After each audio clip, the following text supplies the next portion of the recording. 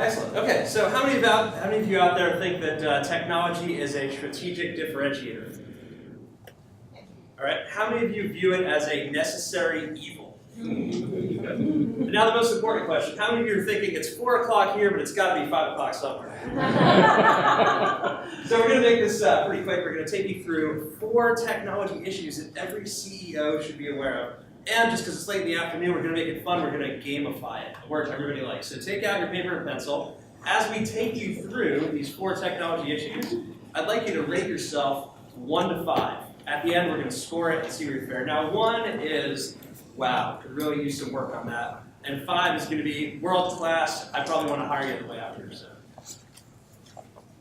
So the first issue to be aware of is how seamless is your customer journey? I believe it was Maya Angelou who said, people will forget what you say, they'll forget what you do, but they'll never forget how you made them feel.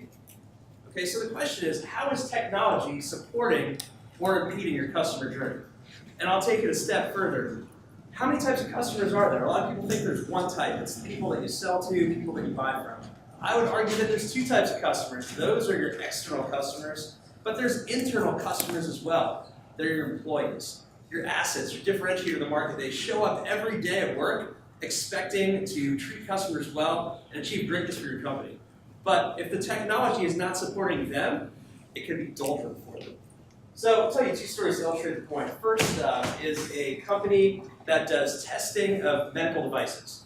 Now this company's about 20 years old and they've done about $10 million in revenue for most of their history. And they haven't really grown much, and here's why. If you want to place an order with this company, you go to their website, which is pretty nondescript, search all around to find their phone number, call up the receptionist. He says, oh, you'd like to place an order. They email you a Word doc. You print out the Word doc, you fill it out, you scan it, email it back, they enter it in the system. The rest of the process is pretty much like this. And as a thank you, if you want to do business with them again, you have to go through the same process, entering in the same information. So as you can imagine, the customers are not exactly loving this experience. Think about it in your business. Do you have any processes like that, touch points, from the first time they experience your website through the time that they become a raving fan? What does that customer journey truly look like? And then internally, we had a customer we worked with. They provide outsourced OSHA safety auditing. So they are the OSHA safety auditors on site for construction companies, which means they have to go out to the site, they have to inspect all the equipment, make sure nobody's jumping off any bridges or roofs. They have to write down their findings. Then basically what they were doing is bringing it back to the office, putting it in a big stack of paper where one gentleman entered it into an antiquated Microsoft Access database. Now this whole company's deliverables, at the end of the month, they present an updated report. So what did that look like? This gentleman printed out about like 1,000 sheets of paper that covered 3 conference tables, and it would literally take them a week at the end of each month to put together these reports. So you can just imagine, you can feel the palpable frustration of these employees. They had a lot of turnover, So think about it. From 1 to 5, how seamless is your customer journey? Do you have raving fans or raving cynics? All right, next. Do you know what all of your data means? So everybody's talking today about business intelligence, artificial intelligence. You have systems all over the place. But let's put it in context. You can have raw data. Let's take the number 70. Okay, let's add some context to it. You have information, 70 degrees Fahrenheit. From there, a lot of companies have information, not a lot have knowledge though. Knowledge would be, if you cook chicken at 70 degrees Fahrenheit, don't cook chicken at 70 degrees Fahrenheit. And wisdom would be, if you cook chicken at 70 degrees Fahrenheit, all your guests are going to get sick. So hopefully they cook the chicken outside there beyond 70 today. But you see the point. There's different degrees that data can take you. I'll give you an example. How many of you are familiar with Orbitz, the travel site? Okay, great. So Orbitz did some research and they cross-referenced browser usage data, just a fancy way of saying what browser did you use to view Orbitz. And they cross-referenced that with average price per room night. And they found that people that were viewing Orbitz on Safari, on a Mac, were spending on average 20% more per room night when they booked. So they said, light bulb went off. They have these sponsored ads for hotels.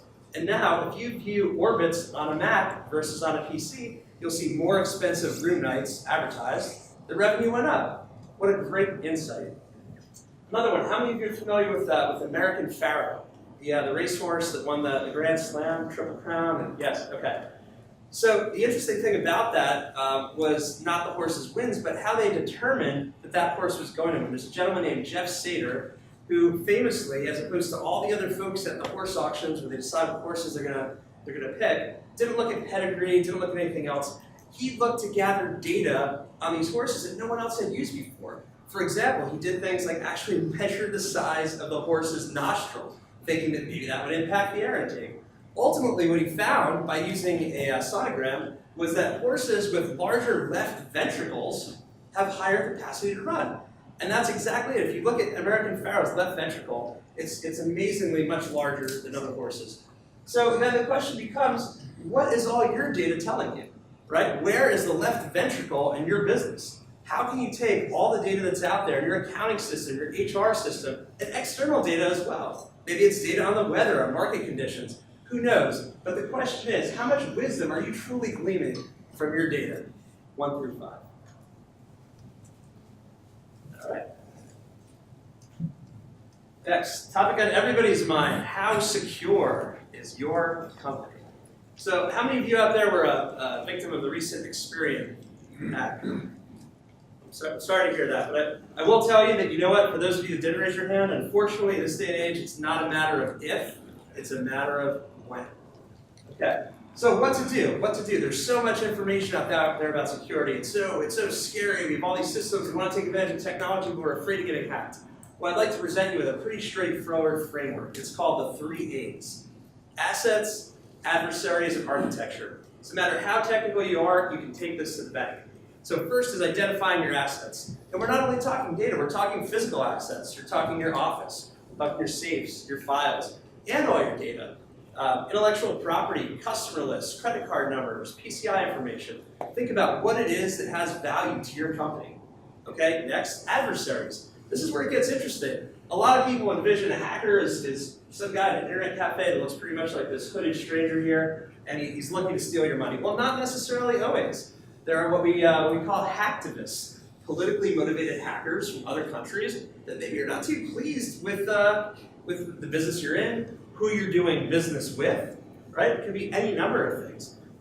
You can also have people, it could be competitors that want to gain access to your confidential information and leverage it in the market. It could be disgruntled employees. It's actually as easy as going to the deep web, which is not too hard to access if you Google it, and downloading a virus these days. So even people that are not that technically enabled can actually go and launch an attack on you. So identify who are your potential adversaries. And then finally, the architecture. How are you going to protect yourself? How are you going to maintain that level of protection and monitor it, right? So assets, adversaries, architecture. A couple examples here. So we had a financial services client a couple years back, and they wanted to be really, really safe and secure. They took on a voluntary compliance measure called SOC 2 before it was even required. So they could say, you can do business with us with confidence. So they had an auditor come in, and they were audited for SOC 2 compliance, and they passed. But here's the thing, just because you're compliant doesn't mean you're immune from an attack. So we get a call, and what happened was they were hit with a CryptoLocker virus. Everybody familiar with CryptoLocker? Well, so essentially what it is, it's someone, in this case it was someone in their office, clicked a cute little picture of the kitty cat video that someone had emailed to them. And what happens is it's actually installing software in the background, and that software basically encrypts all the data on your computer. All the data. It locks you out of your data. Now, that could be something of a risk, but here's what happened here. This person had network drives mapped to 8 years of financial information. 8 years, the entire company's like payload of financial information, and it was all locked down because she was attached to those drives. So, given that hackers don't typically take MasterCard or Visa, this hacker wanted $500 in Bitcoin. So, it's not exactly easy for a business within 3 hours to go on Coinbase instead of a Bitcoin account. So, working with the IT director, had to go on Craigslist, find someone who was selling Bitcoin, go down to this really sketchy coffee shop, and basically pay him, I think it was like $550 for $500 worth of Bitcoin to pay off these hackers. But so now you have a key to decrypt it, but we're not done. Because how trustworthy do you think these hackers are?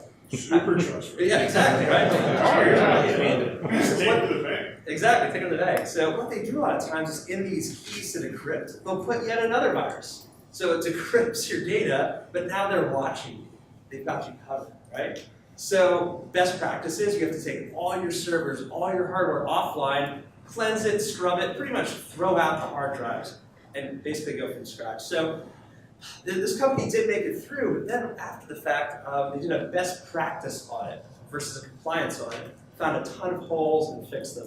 But I mean, talk about like a fault set security and talk about social engineering, which is essentially what happened with this little kitty cat video, which is actually what it was. So another example of that, how many of you are familiar with a conference called DEF CON? Okay, DEF CON, yeah. It's about a 25-year-old hacker conference in Las Vegas every year, and conveniently, it happens right after a security conference called Black Hat. So it's actually kind of funny, because Black Hat is all the enterprise security companies saying, hey, here's the latest way to address all the threats, followed by DEF CON, where people are coming up with the new threats.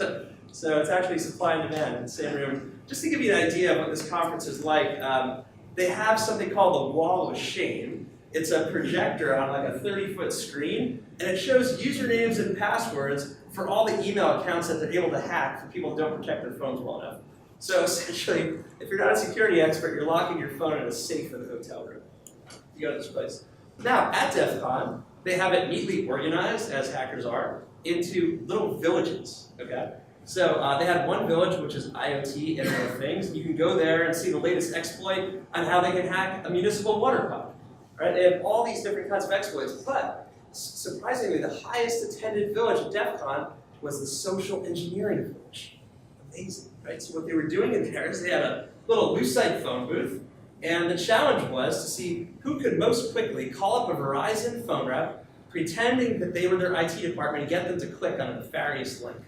Basically, it was like about 5 minutes, I think, was the record. And this was to a live audience of 50 people. This is what these guys get off on. It's crazy, right? So you can have the best security in the world, the best protection, but if you don't have employee awareness and training, that can become your biggest nemesis. So just keep that in mind when you're out there. So, assets, adversaries, architecture. How secure is your company? 1 to 5.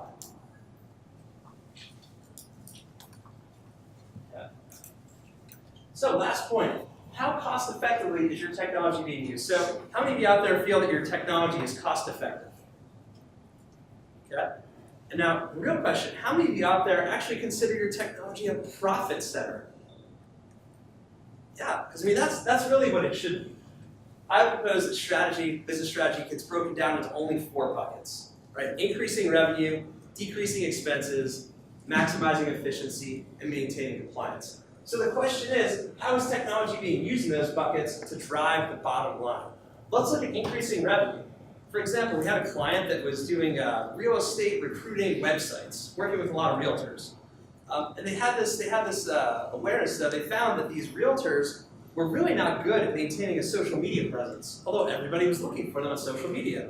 So they got a brilliant idea. They're going to create content for these realtors and put it on their social media profiles for them. Turn into a monthly recurring subscription, a new revenue stream.